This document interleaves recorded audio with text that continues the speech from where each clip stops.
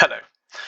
This is a client-rendered speech-to-text application which uses a React with the React speech recognition package and Passport to log in with Express on the back end.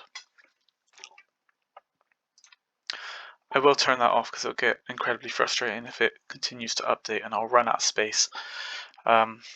In this project, I've created a custom hook that works as a middleware for the React speech recognition, but also runs when the speech recognition completes. When the user creates a custom command, the function it will need to run is stored in a hash table hashed by the command word. When the command word is said, the function is returned from the hash and is passed into a queue. When the transcript is not updating, the queue is processed, updating the text on the screen. And I'll give you an example of that. For example, delete pop.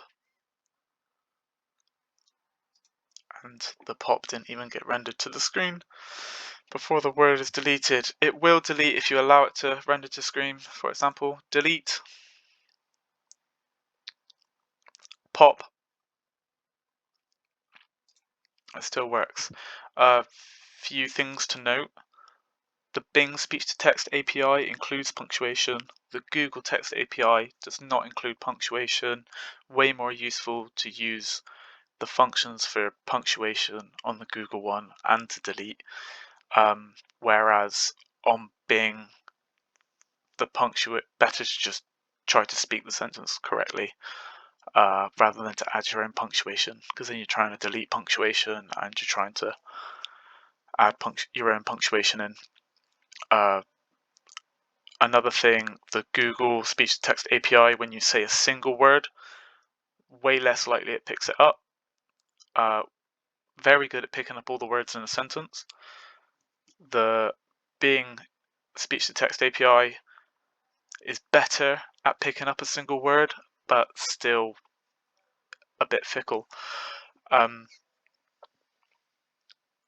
can probably give you an example of that.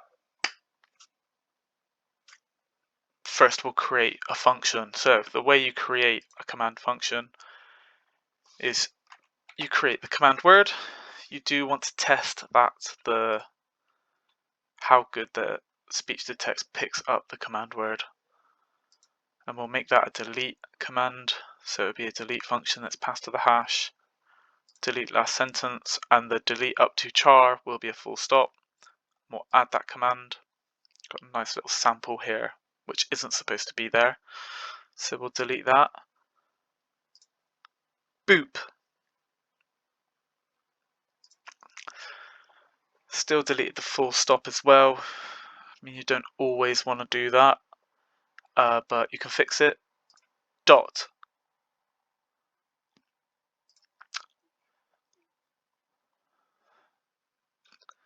Oh, that's my bad. I don't have the dot command in there yet. Okay, hang on. Let's log in. At gmail.com. Right, now that I've logged in, I've got all the commands I saved from earlier. These are saved to JSON in a Postgres database. My dot command, add full stop dot, is there. So we will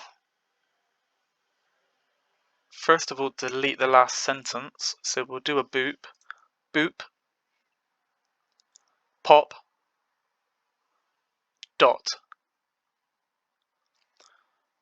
And we've added our punctuation in the correct space. A little bit messy with wordplay. Ideally, this would also be a text editor or a text box so that you could click in and add stuff where you wanted it, and you'd mainly focus on just deleting last words, or maybe you're using words to replace symbols or something like that. You can update your command words on the fly if you need to use them. So instead of boop, pop for the delete last word, I'll do bob. I'll change that command and then I'll delete the last word. Bob,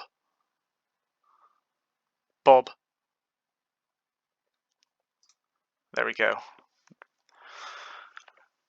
And I think that's all I have for you. Is there anything I forgot? I created a command, did that. Okay, I think that's everything. Thank you very much.